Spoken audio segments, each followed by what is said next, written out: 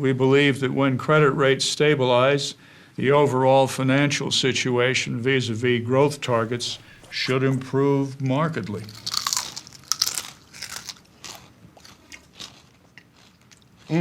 Oh, wow. Wow. That was inspiring. If we could harness the energy in this room right now, we could run like a wristwatch. You know, if you smile, it won't wrinkle your shirt. That is not an issue, because this shirt is permanent press. Yeah. Okay. I called you all here because this whole economic thing right now is kind of scary. So I called you guys because you're the experts, you know, and I've been listening, and basically I only have one question. What are y'all talking about? Well, sir, if we can just go back to slide 1. The fiscal underpinnings of what we're... No slide 1. Listen, I need you to talk to me like, imagine I was a person. How would you talk to me? Mr. Smith. Will. Ooh. Mr. Smith. Yes. I hear what you're asking. Why are things so much worse now than they were 2 years ago? My man, go. Where are the jobs? Where did the money go? Yes, that's what I'm talking about. The answers are all right here in slide 42. The ratio metrics clearly show an inflection crossover with unsustainable growth in the markets from June of 2001 until the present time. Now, eventually, the credit... Next person try to show me a slide? Seriously. Listen, people are out there hurting. Like people I know, and I wanted you to help me get a handle on what's going on, but you guys are not helping. And you media people. Hey, Will. Hey, Will. Time to start buying tech stocks, you know, when your stock picker pulls Okay, got it. All right. Here's the deal. We need to know how to handle this crisis. People work hard for their money. Are banks an okay place to put it? Is the stock market even going to exist when I'm 50? Do average folks get to retire anymore? How can we still reach our dreams? I need to find Melody.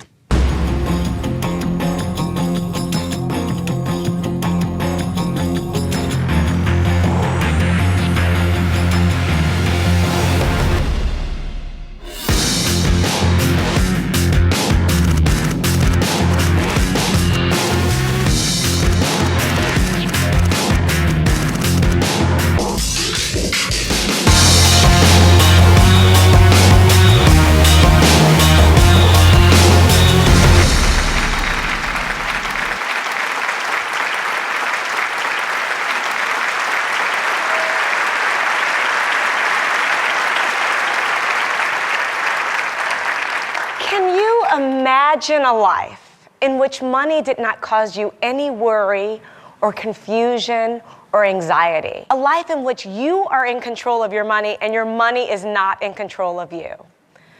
Imagine being unbroke. Even if you have money or you think you're really smart about money, you may want to stick around because this is like no money show you have ever seen. We're not here to judge you, make you feel bad, blame you. I mean, how would you know? It amazes me you don't learn about money in school in America. You can go to a high school in America today and take woodshop or auto and not a really good class on money and investing. That boggles the mind.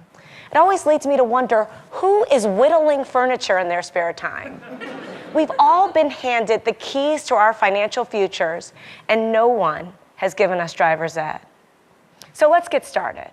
We're going to get started with the 4-letter word that we all despise, debt. And the place where the debt actually does the most damage is right in our pockets, credit cards. She was always such a happy kid. Never wanted for anything. I'll never forget the moment we found out. Our little baby. She'd been using...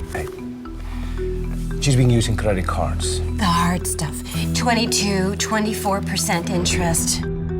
Someone at her college offered it to her, said the first year was free. That's what they always say. They say it's free. $17,324 later. She's now 22 years old, so what can we do? You don't have to talk to your kids about credit cards, but if you don't, it could cost you. It could cost you $17,324 is what it could cost you. So Marissa and Antonio's fictional child probably left the house knowing more about how to do her laundry than really how to handle credit cards. Now let's be clear. All debt isn't bad. I mean, student debt is actually not that bad. It's low interest, and at the end of the day, the statistics are abundantly clear that that degree more than pays for itself, especially since student debt is typically low interest rate. But credit cards are a totally different story, especially when you're still paying for that pizza you ordered late night in your dorm room years after you charged it. When you buy stuff with those credit cards, it's not real. You go, hey, just charge it. Put it on the cart. Doesn't even feel like anything. You just swipe it. I became a master swiper at one time. I was like Zorro. I would just flip it out of my pocket and just throw it over, and it would slide through the machine and come back into my pocket like a boomerang. What I like about cash, it's clean. You get it, you spend it, you get what you want, and you're done. I mean, it's the same time fair exchange. Bam, bam, bam. That's it. That's the old school way. Like your grandfather. Remember then you turn around, you ask him for some money, he had to turn around. Tell you, what? What's going on? Hold on, boy. What? Here, fair exchange. We're even. With a credit card, you are in a relationship. You never call me with your payment. I'm gonna call you back tomorrow, okay? Oh yeah, that girl is needy. Remember you bought something 2 months ago? You still owe us. The credit card people didn't put you in debt, but they're happy you're there. How many credit cards do you have? I have 3. 3? I have 3. I have 5. Probably 6 or 7. I have probably 8 or 9 credit cards. 8 or 9? Can I see? Wow. I have more than 5. You have more than 5. Oh, wait, he's finding more. Oh, yeah. These are, oh, goodness. Yes. Okay, so that was 9. Yeah, 9. Okay, and plus 1 that isn't in there, so you have 10. Yeah. Listen, you don't need all those cards. All you need is one card. One. Uno.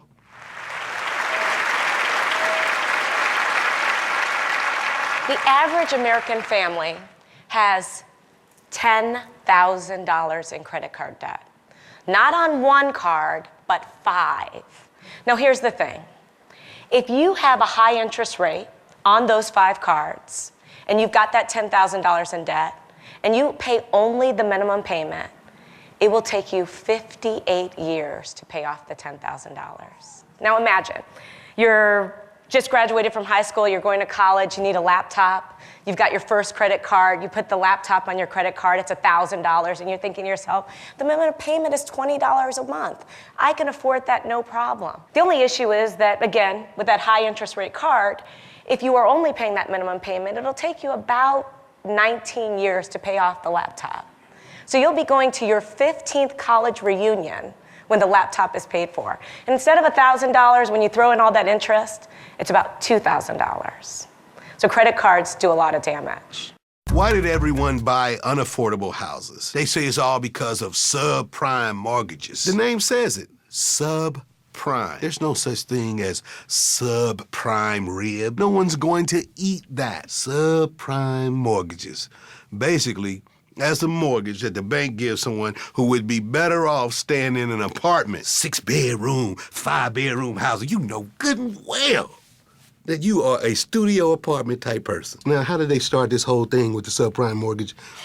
This is what happened. They're sitting around at a knucklehead banker convention. Hey, dog. Hey, man. I'm not saying everybody in the room was black. It's just because when you're a knucklehead banker, everybody talk like this. You know what we should do? You know, people who have a record of not paying their loans back, and one dude was like, yeah. Let's give them loans. Yeah. Hey, I like that. I like the way you think. And then apparently someone said, no, man, that's not crazy enough. We should also give them loans, but then, like, they can just make up an income. We could just give them money and charge them interest rates, and if anything go wrong, we up the interest rate. And we put them in debt, and then we have to, that's, man. Hey, done.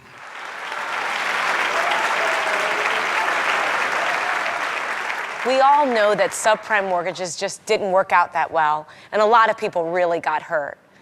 But it wasn't just about bad loans. In many situations, a lot of people stretched way too far to buy a house that they just couldn't afford.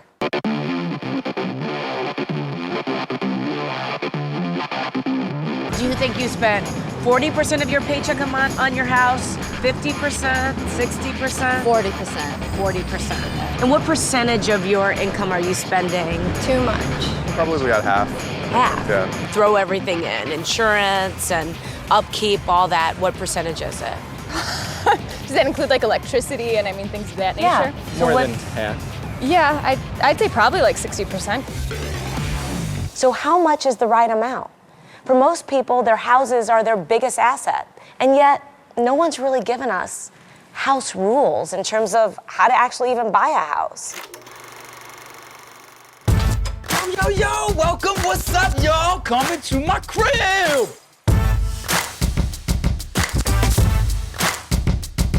Damn! Yo, that crib is blazing, yo! But that house would have cost way more than 1/3 my gross monthly income. So I opted for a more modest crib that would help me to achieve my long-term financial G to the O's goals. 2 bedrooms, 1 1/4 bath. Fixed rate mortgage at 5.25% plus 20% down shrinks my risk of foreclosure in the event my crib loses value in the short term. Boom! That's math all over your face. Yo, stay with the tour, kids. This is my main whip, AKA my only whip. It's sitting on the 14-inch rims. I get the weather and the traffic, and I get 20 reggaeton stations. Boop, boop. Plus, you know I'm getting 38 M to the G, highway style. That's good for the environment in my pocket. Gotta keep it green, yo. Welcome to my crib. Feel free to take a look around. This is the great room, living room / office / media. Over here, I got the 27-inch television and my new PlayStation. And check this, my brand new couch I got from my boy Craig. Just one of the many items on this dope-ass list.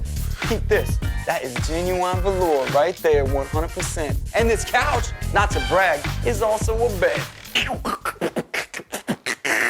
Transformer! This is the kitchen where I get my eat on. I got the refrigerator, I got the stove, I got the dishwasher. All Energy Star compliant, yo. I save so much money on my electric bill, I keep the fridge stocked with bubbly. Bubble bath soap. That's what I use to clean my feet. This is the inner sanctum. Very few people get to see this. This is where the magic happens. See, since I kept my crib within my means and bought adequate insurance and set aside a small rainy day fund in case I lose my job, I feel financially secure. I'm worry-free. I sleep like a baby all night long. Yo, Professor Puggleface, you feel good about our sound investments? Roar, roar, roar, roar. Oh, staying cool by the pool, y'all. Every single night, this pool is straight filled with hoes. Yo, where my hoes at? Oh, there it is. Well, that's it. I'll catch y'all on the flip. And in the meantime, keep your spending tight and keep your money on your mind. I'm out. Do you have an emergency fund? Yes and no. Yes and no, okay. I'm poor. I'm very poor. Okay, so that means you have no emergency fund? No. You know you have some yet. cushion, but you don't know how long it would get you through. No, I don't. I could probably make it for the 6 months. 6 months, okay. How many do you have? I don't have any liquid net worth right now. So do you have 2 or 3 years squirreled away? Almost. I'm getting there. Really? Yeah. Having a child and being a single parent, not too long. How long could you go with no money coming in with your savings? Not very long at all. No? No. So do you have much of a savings? I don't have any savings.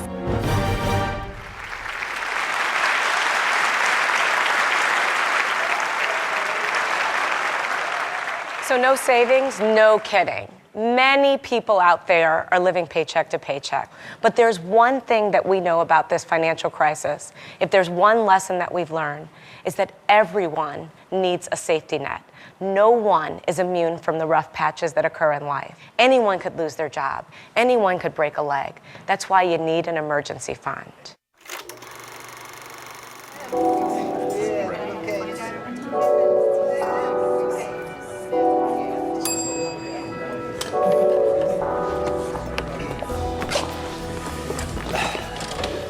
Nervous? No, why? Maybe. yeah. But dating makes a lot of people nervous. Oh, no, I'm not nervous about dating. We only have a few seconds to get to know each other. Oh, now even less. Well, I'm nervous about money. I'm nervous about the economy. I'm nervous about losing my job. I have a kid. Oh, I shouldn't have told you that. Do you like kids? Do you have kids? Are you nervous? You're so cute. Oh, I shouldn't have said that either. I adore children and I am not nervous about the economy. Oh, why? Are you rich? No, I have a relatively modest income. But I always have an emergency fund. 6 months living expenses set aside. Are you looking for that rich man? Oh, no. A man is not a financial plan, but an emergency fund. That's a good idea. So, can I see you again? You mean for more than a few seconds? That's exactly what I mean. Yeah. All right, Casanova, let's move it along. Come on, time's up. Hey, wow, you are much hotter than the last chick. Over here. You have an emergency fund? Honey, I don't even have a bank account. We should all have 3 to 6 months in living expenses. And how do you get there? Some people say to me, I can't save any money. Try this. Try saving $1 a day, just $1 a day for 4 months. Then up the ante. Go for $2 a day for 4 months. Then really push yourself and try to save $5 a day for 4 months. At the end of the year, that's about $1,000. That's $1,000 you didn't have. And most people find it's not that hard to get there. And in my experience, saving is addictive.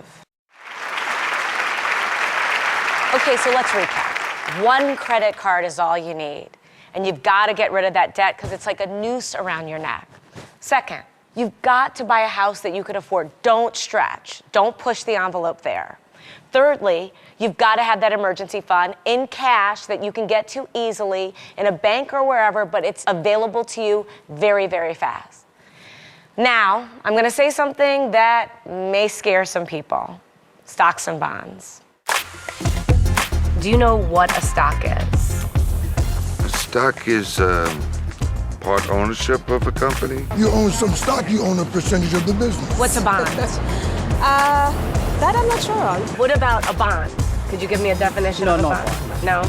Can you define a stock for me? A stock is something that's traded on the New York Stock Exchange. Shares. You buy shares. Do you know what a stock is? Sure, it's ownership in a company. I had a web chat with a couple of guys who know a lot about the topic, and they're really good at explaining things. But I had to talk to them earlier today because they like to go to bed early. Okay, let's see if they're ready. She's got this big tattoo that says, hey guys. Oh, Melody Hobson, what's poppin', babe? I'm so glad you could take some time for me today. I've got to do this presentation on stocks versus bonds, and I'm really curious about how you guys would explain it. Totally pleasured. You know, it's funny. I think the last time we saw each other was we were at that party. I think you look so pretty. Big brown eyes. Why, thank you, Benny. That's very, very sweet. She knows my name. Okay, why don't you start by telling me what is a stock? All right, check it. A stock is a share in a company. Yeah, a stock is a share in a company. Glad that's cleared up. So anyway, you buy a stock in a company, and that it pretty much means you're part owner of it. Like one car in a big choo-choo train set? What is this, Melody? How old do you think I am? Wait, I've got your bio here. It says you're 14 and a half months old. Is that right? Oh, snaps. Okay. Why don't we move on? Well, here's the thing. I mean, it's all about buying and selling the right stocks at the right time. What do you mean by that? Elaborate. Okay, let's say, for instance, my friend Benny here was a company, and I bought his stock this morning when he wasn't being quite so humiliating, I'm not about to go sell it now because the value of his stock has dropped significantly in this interview alone. Benny, what do you have to say about your stock? My stock, it just, so pretty, and I wore the sweater vest, for you. Do you like it? You don't have to answer that, Melody. Okay, let's move on again. How about bonds? Well, how about them? I'm just kidding. Buying a corporate bond means you're loaning a company money for, a certain amount of time. I don't know, 3, 5, maybe 8 years. It's kind of like a fancy IOU. Okay, how do you make money? Well, they pay interest on your loan. And when the time is up? Oh, man, you're relentless, huh? No, when the bond matures, they pay you back your coin. Well said, and I was really just thinking... Hey, girl, can I hit you back? No, well, you can't find them because they're not in season right now. Just squeeze them. Squeeze them, and if they're soft, they're too ripe. We'll just talk about it later. Not a big. All right, call you back. Oh, sorry about that. You were saying? Well, what I was going to say was thank you for making time for me today. You gave me some really great ideas. Benny, I'm only sorry I didn't get to hear... Sweet melody, oh, harmony. No. You're like a dolphin to me, my love. Okay, bye, guys. Thanks. Say I do. From the mouths of the E-Trade babes. So with stocks, you're an owner. With bonds, you're a lender. It's really, really simple. In either case, you have to take a long-term view. There's no such thing as getting rich quick when you're investing. In fact, the longer time you'll give your investments, the better you'll actually do. I just want to ask you some questions about the stock market. What is the NASDAQ? That means I lost some money. What is the Dow Jones Industrial Average? You can't, there's a lot of things you know about certain things you really can't say. What's your opinion? I'm just going to be quiet on that one. Do you know what the S&P 500 is? No. Offhand, I don't. Well, I know those are all markets that measure what's happening in they're all... What it is? Yeah, can you define what it is? The S&P 500. Do you know what that is? Absolutely not. Is it swamp pepper?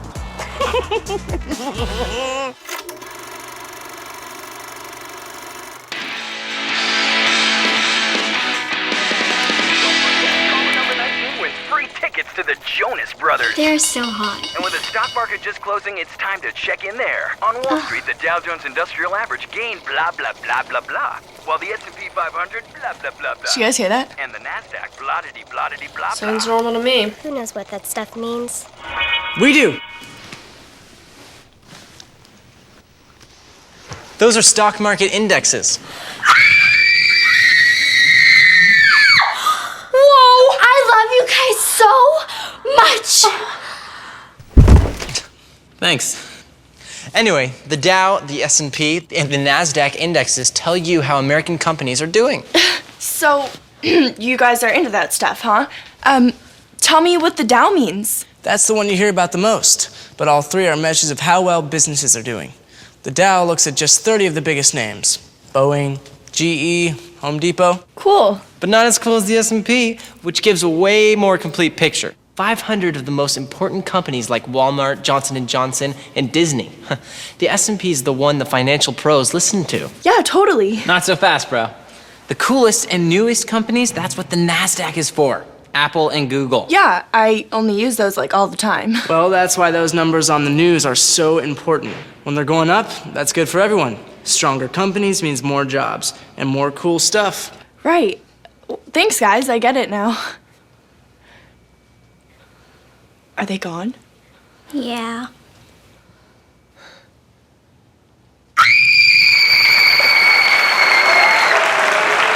The Dow Jones Industrial Average, also called the Dow, the Standard & Poor's 500, called the S&P, and the NASDAQ are three of the most popular indexes in the United States. They're the ones we hear about every day.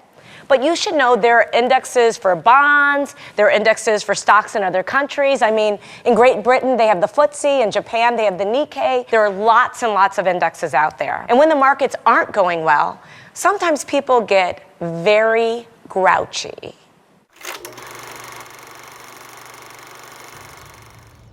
Let's see. I'll look at today's mail. Mostly junk mail. Great. This is the smell phone bill. Retirement account.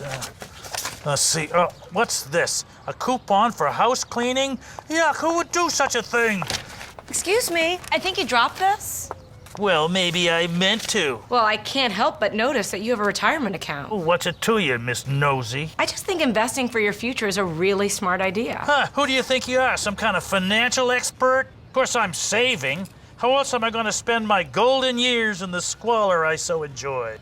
I'm not going to be this disgusting forever, you know. Well, I'm glad you're investing in stocks. Yeah, well, that makes one of us. Oscar, think about it. When stocks go down, it's an opportunity to buy stocks when they're dirt cheap. Well, hey, I like any idea that has to do with dirt. Besides, you don't want to live in a trash can for the rest of your life, do you? Well, not that it's any of your business, but someday I'd like to own my own dumpster. Really? Yeah, I got my eye on a nice little place right behind a big solid waste facility. You should smell it.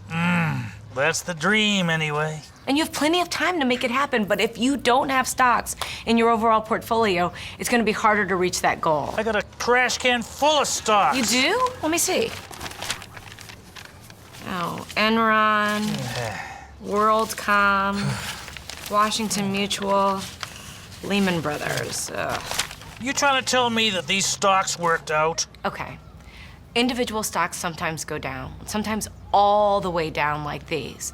But you have to keep in mind that over the long term, the stock market has outperformed everything else. Now, are you sure these are really your stocks? Nah, just stuff other people threw away. But one man's trash is another grouse's treasure. Oscar is no different than many of the other investors that I meet. But the numbers speak for themselves. When it comes to investing, patience wins. Since 1926, which is really the beginning of the modern stock market, if you had invested $10, just $10 in big company stocks, it's about $20,000 today. Now, by contrast, if you had put $10 in a regular bank, you'd have just over $200. So $20,000 or just over $200. The math shows unequivocally the biggest risk is not taking one. A lot of people get really frustrated by money jargon. I mean, now we hear about TARP and TALF and 529 and 1040EZ. I mean, there are all these numbers coming at us in these terms. But the one term you really want to know that will mean the world to you when you're old and gray is 401k.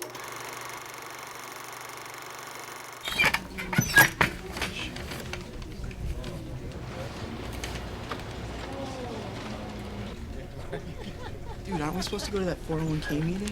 More like snore 1K up high.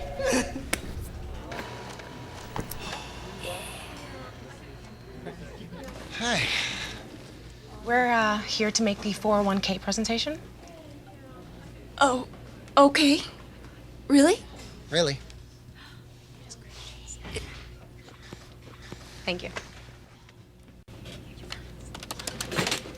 Go to the 401k meeting. Just go.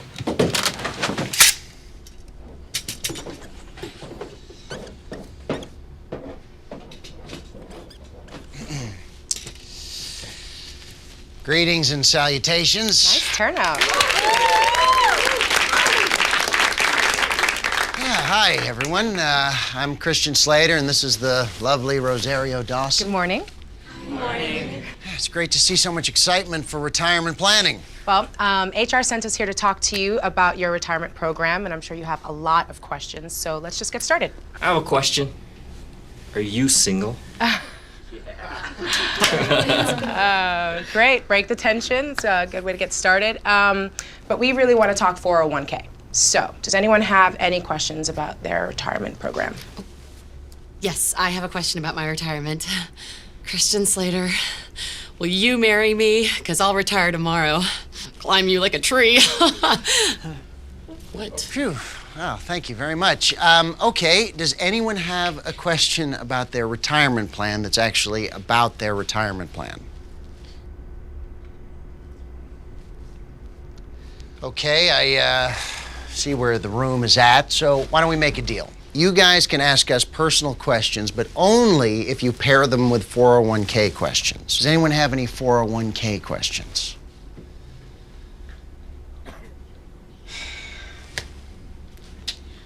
Okay.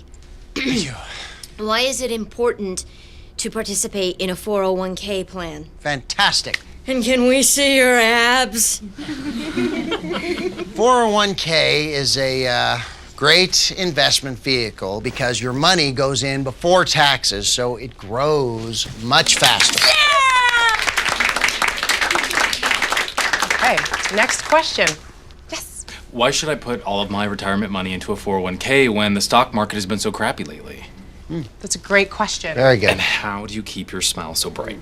Okay. Well, on the first question, retirement investing is a long-term game, and even after this lousy stretch, there is no 20-year period when the stock market has lost money. Never. And the other answer is nothing special. I just brush 3 times a day, floss, 2 minutes, you know. Yeah, and how much should I put into a 401k annually? And do you think a guy like me could make it in action movies? No. As for the 401k, you want to max it out if you can afford it, up to $16,500. Plus, a lot of companies, including this one, will match a percentage of your contribution. So that's free money. It's like getting a raise just for signing up. Oh, yeah, right there. How do you stay so fit? Oh, and how many funds do I need, and how do I choose them? Well, I don't work out, but I was just kidding. I try to exercise daily, you know, mix up the routines, you know, because variety is crucial in investing and in exercise. Many companies, including yours, have fund options that will automatically do that for you. Or you can select from a mix of funds yourself. Hi. Can anyone show us where competence room B is? We're here to explain fire safety and the healthcare plan. I'll show you. Excuse me, please.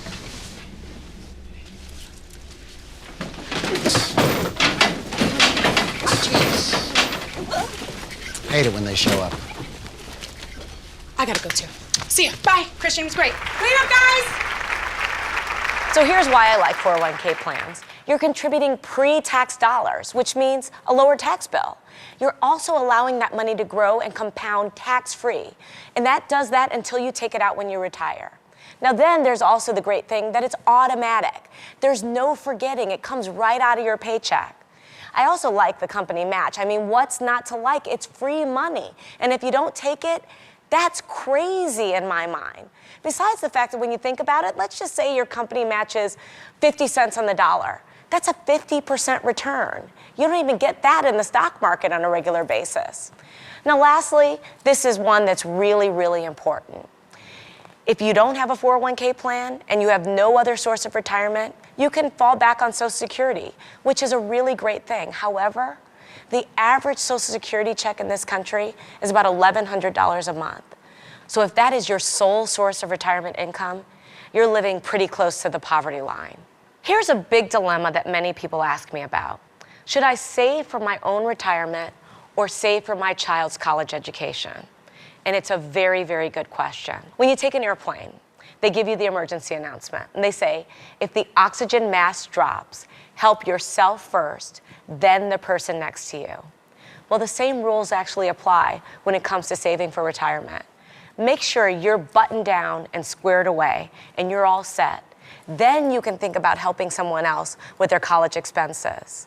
If you don't do that, you'll actually be living with them after they graduate. It's all well and good that you've sat here for the last hour, but nothing that you have learned will matter if you don't act. It's your money, it's your life. That's why I'm leaving you with some serious medicine.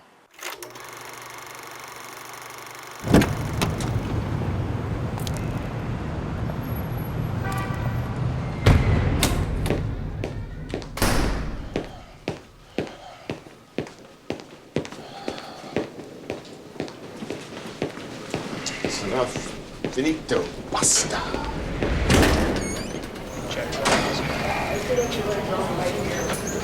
Getty Green is on the set. I think you could use it. No makeup.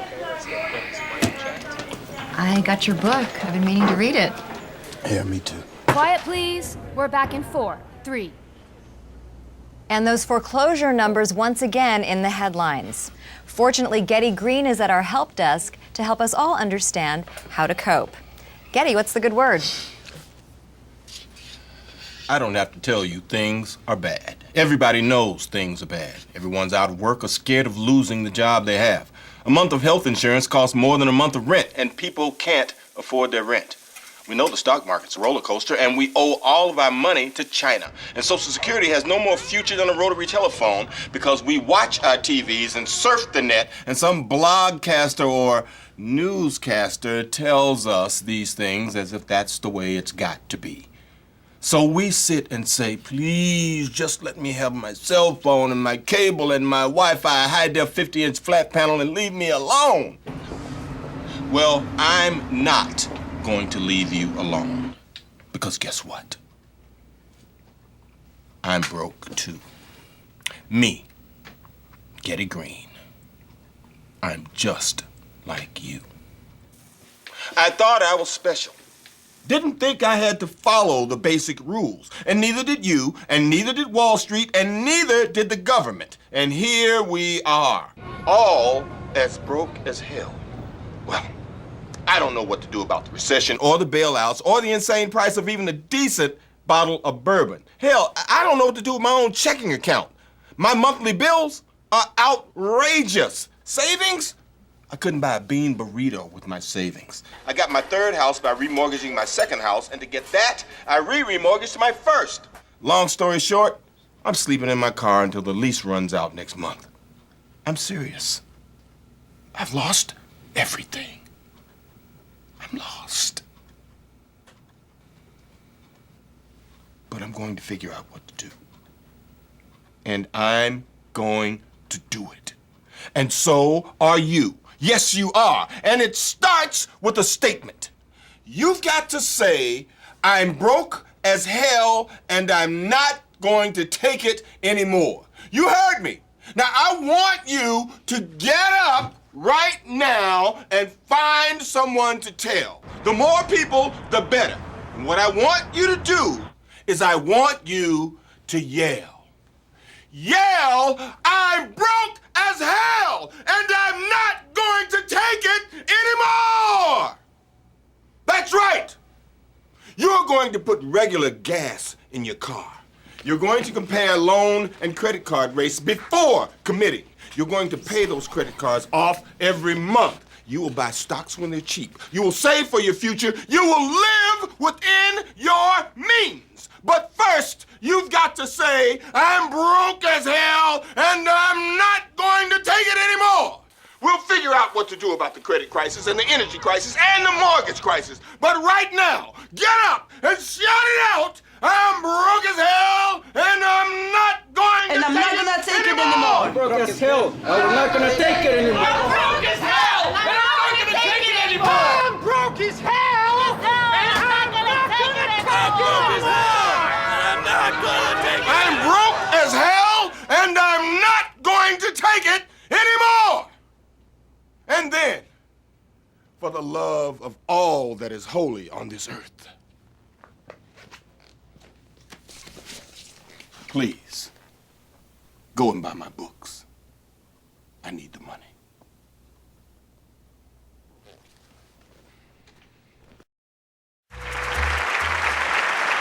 And here's how I see things. One credit card is all you need, just one. A house is first and foremost a place to live. Secondly, you can think of it like an investment. Stash 3 to 6 months away of living expenses. In an emergency, you will feel secure. Financial shocks will come and go, but the stock market will go on. And last but not least, saving for retirement is no longer optional, it's mandatory. You are now officially unbroke.